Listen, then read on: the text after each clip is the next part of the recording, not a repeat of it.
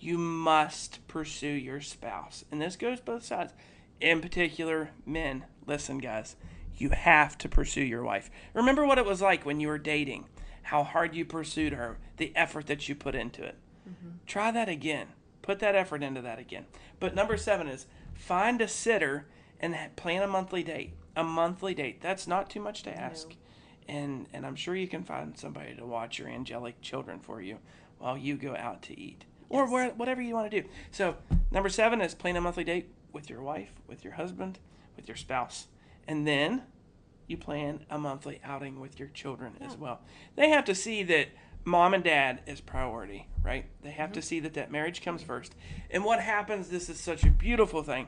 What happens is when marriage comes first, right? God comes first, and your personal relationship with God comes first. God comes before her, and she knows that.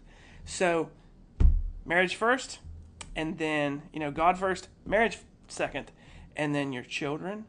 And what's cool is this begins to bleed into life. If you have strong marriages within your church is stronger. Yes. Once your church is stronger, your community is stronger. Once your community is stronger, your country is stronger. Yeah. So have that date with your spouse, and then And have plan a fun it family ahead. day. If this isn't something that you're doing, go to them and be like, okay, we're going to do this. Let's plan a monthly date. And it might, I don't know, it might be frustrating to begin with. Your wife might be like, well, who do you think we're going to get to be able to watch those kids? And you made a good point, not to interrupt you there, but remember, sometimes on these, when you go to implement them within your life, it is going to be met with opposition. Yes. Possibly opposition with your spouse. Mm-hmm. Or I can guarantee you that it is going to be met with opposition from Satan, because he knows that a strong family or a strong marriage makes a strong family. Yes.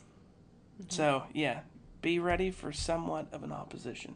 But each one of those, when you sit down and have a conversation about those dates, right, that's great. But it doesn't always have to be the same thing, or it doesn't always have to be planned. Just schedule the night and say, hey, we're going to go. We joked about this a week ago.